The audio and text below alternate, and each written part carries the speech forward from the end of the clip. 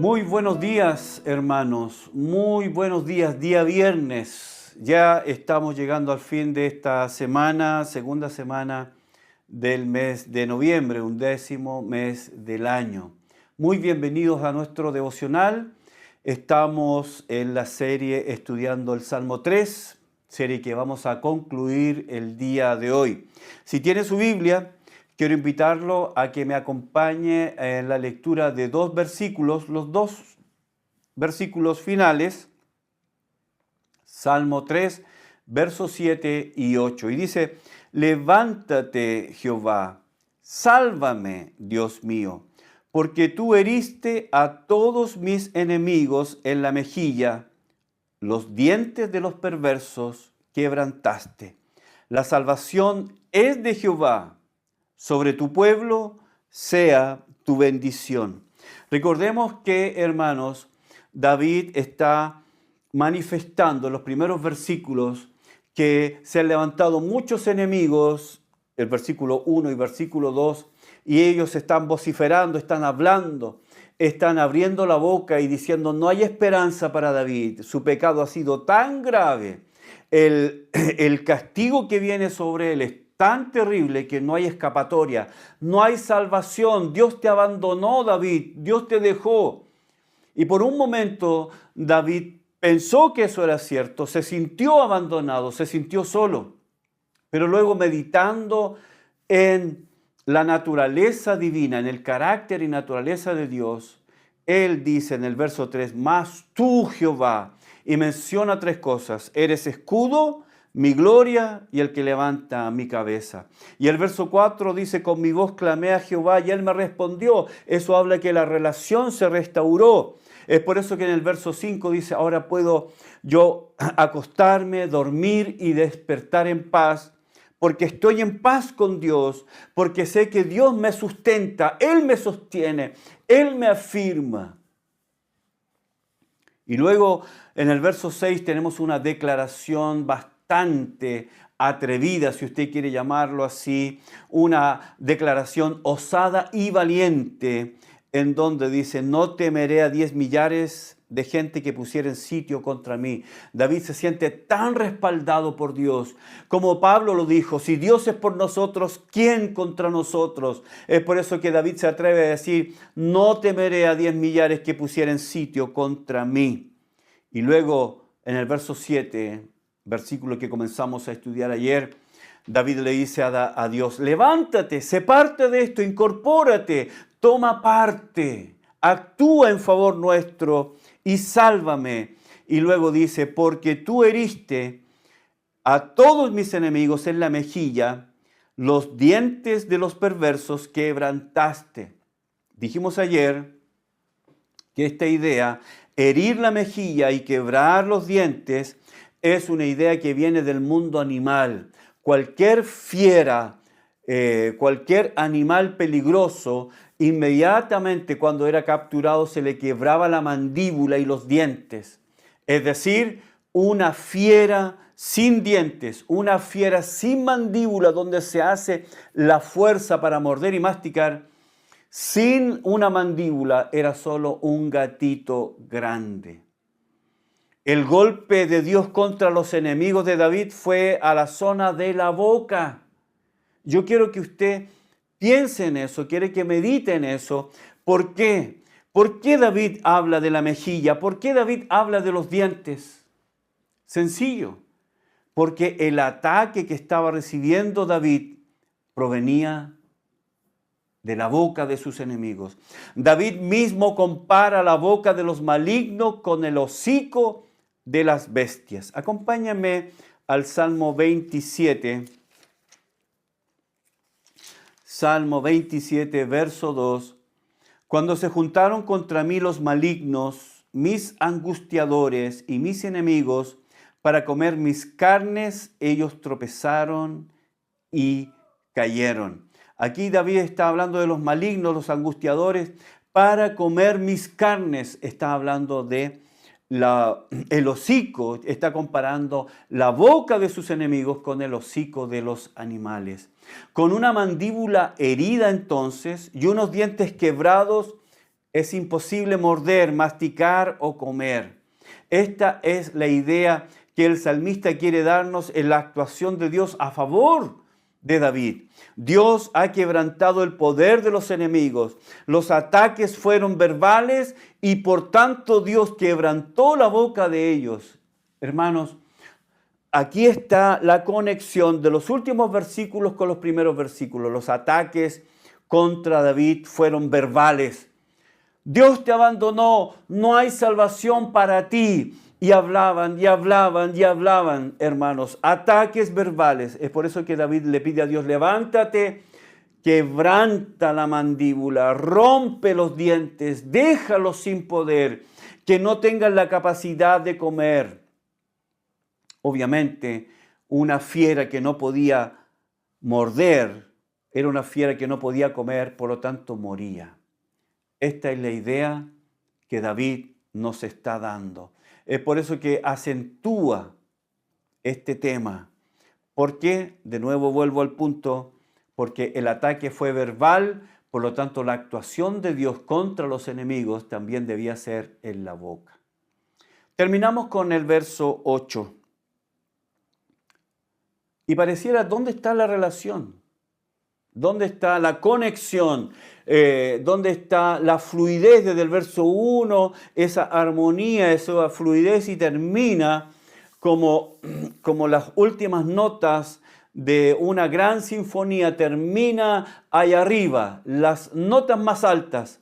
La salvación es de Jehová, sobre tu pueblo sea tu bendición. Con esta frase David termina su salmo. Y en esta frase nos hace una invitación a meditar sobre esta última verdad. ¿Por qué? Porque termina con un Selah. Después de esta frase, la salvación es de Jehová, sobre tu pueblo sea tu bendición, Selah. Piensa en esto. Y este Selah aparece 3 veces en este salmo, que nos indica a una detención para meditar, hacer un alto en la música, para considerar, para meditar, para reflexionar. Y después de esta última frase del salmista, nos está invitando a meditar, a reflexionar, a considerar lo que acabamos de cantar. ¿Y qué es lo que acabamos de cantar? Las salvaciones de Jehová. Recuerde que el alzamiento de Absalón, la conspiración de Absalón para sacar a David, su padre, del trono, fue producto de la disciplina de Dios contra David después que él pecó con Betsabé y se negó a arrepentirse y confesar su pecado. David recibió 4 pagos. David estaba bajo la disciplina divina. Sus enemigos entonces que se levantaron aprovechando, ¿cierto? Aprovecharon este movimiento coyuntural, ¿cierto? De Absalón rebelándose contra su padre, esta rebelión, esta conspiración, y aparecieron muchos.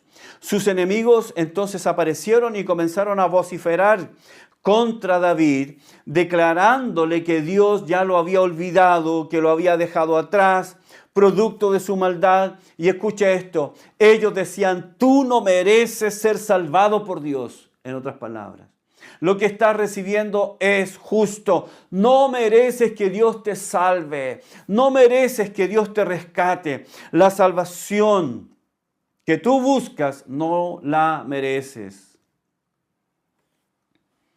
Esto era el ataque verbal de estos enemigos. Seguramente también del mismo Absalón. ¿Qué impacto tiene en la vida de una persona las palabras? Acompáñeme a Salmo 64, creo que ya lo habíamos leído, pero es tan bueno. Salmo 64. Salmo 64. Dice, verso 3. Vamos a leer verso 1 para entender. Escucha, oh Dios, la voz de mi queja.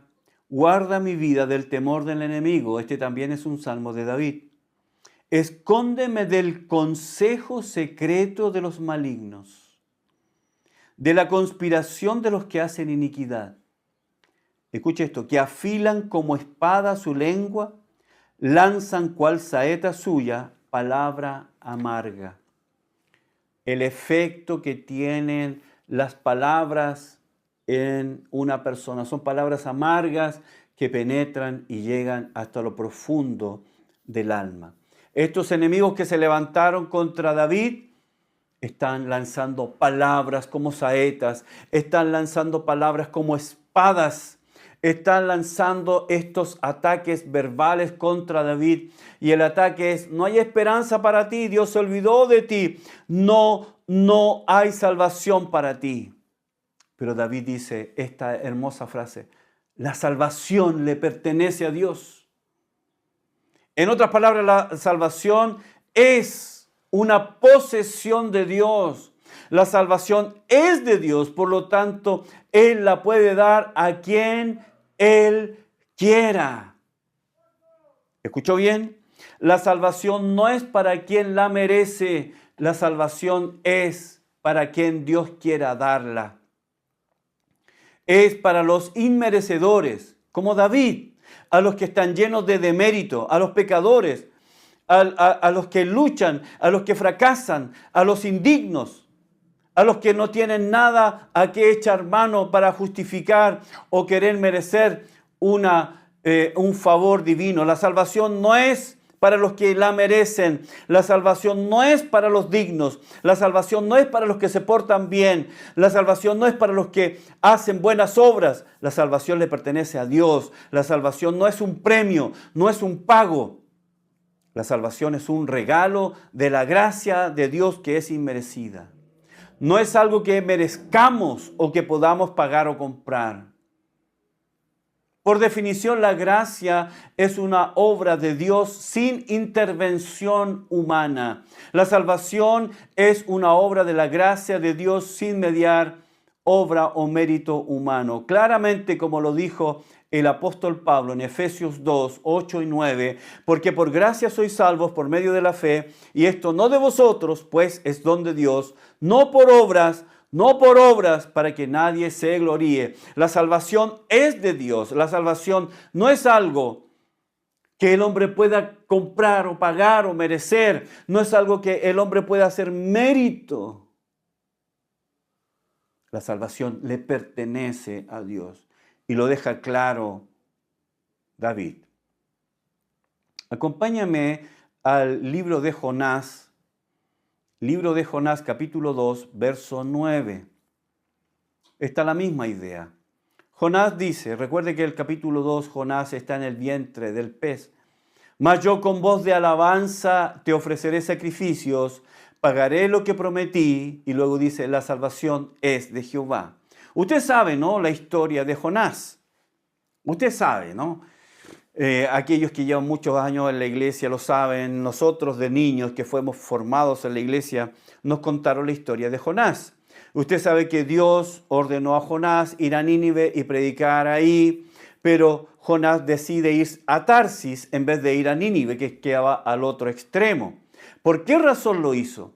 ¿Por qué Jonás no quería obedecer la orden de Dios? ¿Por qué Jonás no quería ir a predicarle a los ninivitas?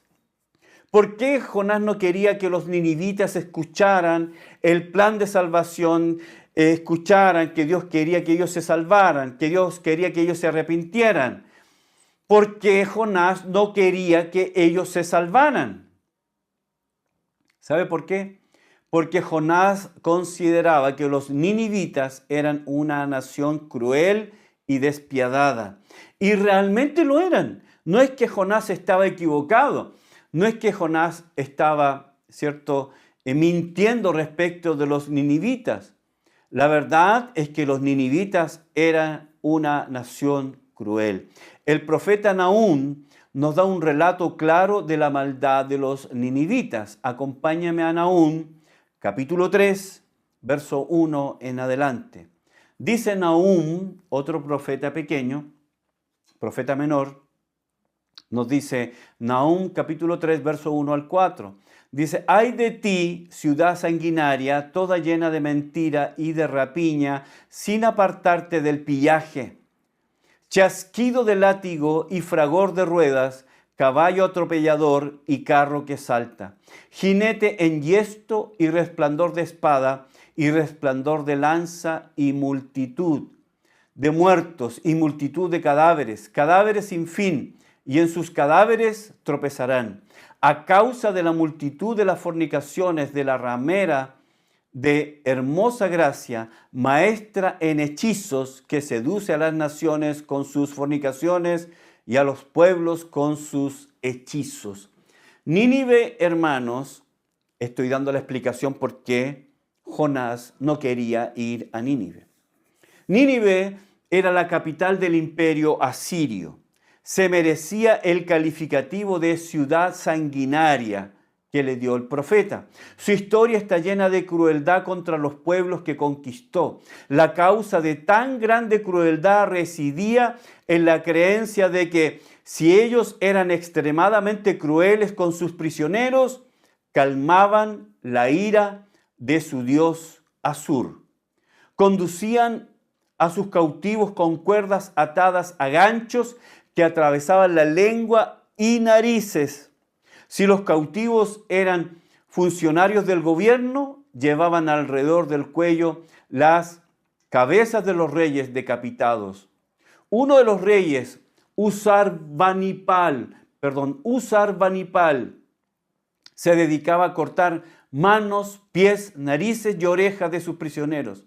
Además, les sacaban los ojos y levantaba montañas con cabezas humanas.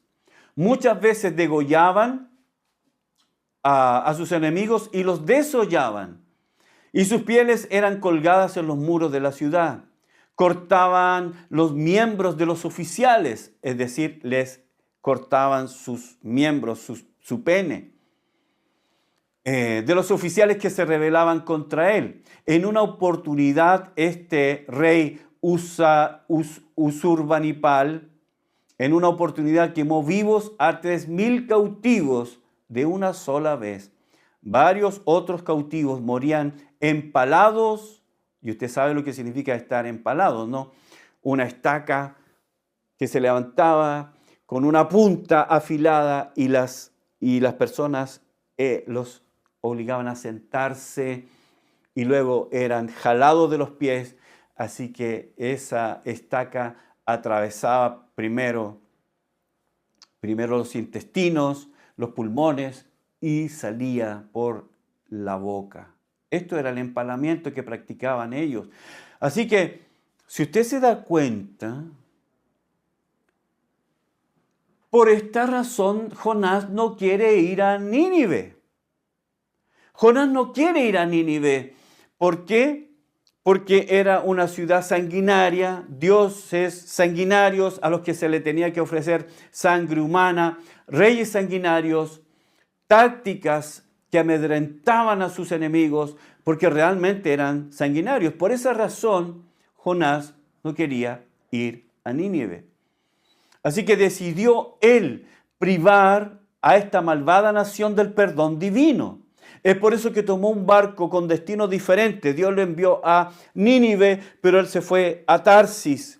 Jonás consideró que con cualquier otro pueblo Dios podía ser misericordioso, que con cualquier otro pueblo Dios podía ser bueno y perdonador, menos con los ninivitas, menos con este pueblo tan cruel y perverso.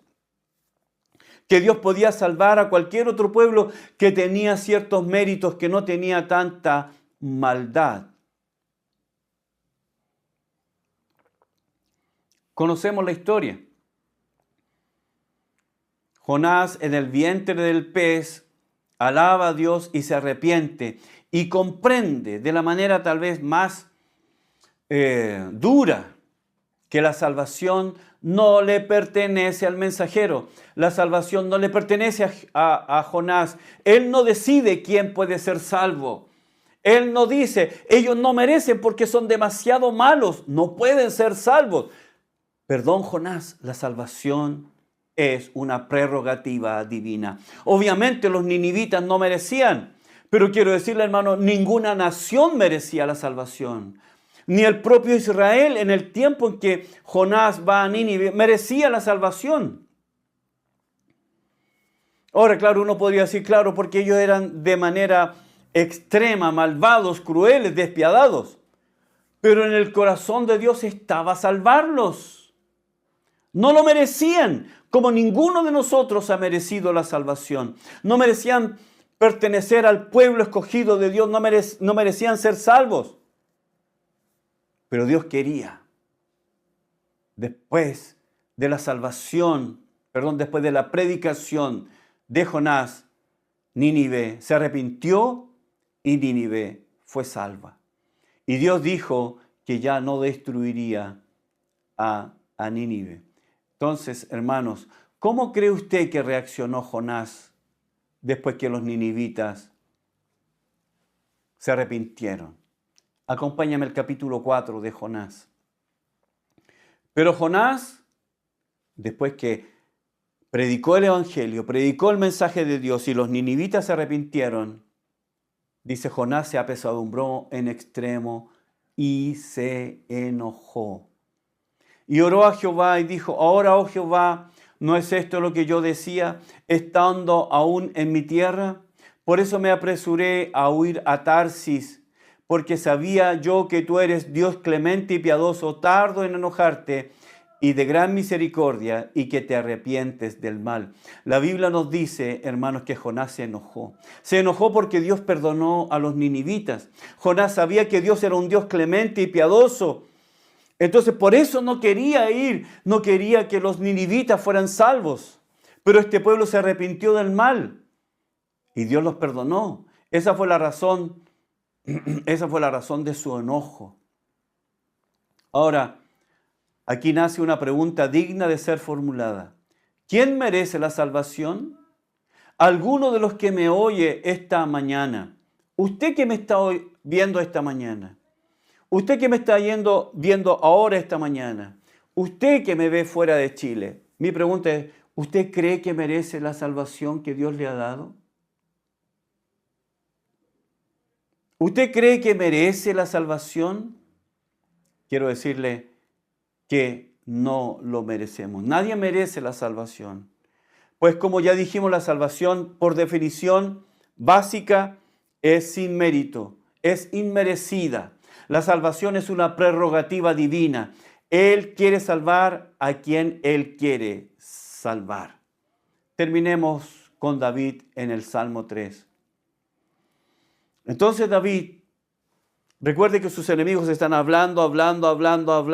Entonces David dice, como última frase, la salvación es de Dios. La salvación es de Dios. Él va a salvar a quien Él quiera salvar. La salvación no la podemos comprar o merecer. Es una prerrogativa divina. Así que estos enemigos que hablaban, Dios te olvidó, no hay salvación para ti. David dice finalmente, la salvación es de Dios. David sabía que no merecía el perdón. David sabía que no merecía la misericordia, pero Dios se la dio. ¿Sabe por qué? Porque nuestro Dios es clemente y misericordioso, y Él da su misericordia a quien no la merece. Termina este salmo con ese Selah. Piensa en esto. La misericordia de Dios es la que produce la salvación. Es decir, la salvación es de Dios. Nadie la merece. Selah. Muchas gracias por acompañarme, hermanos, en el devocional de hoy viernes, y como ya he venido diciendo, pasado mañana, domingo 16, vamos a tener una elección presidencial. Vamos a escoger nuestro próximo presidente.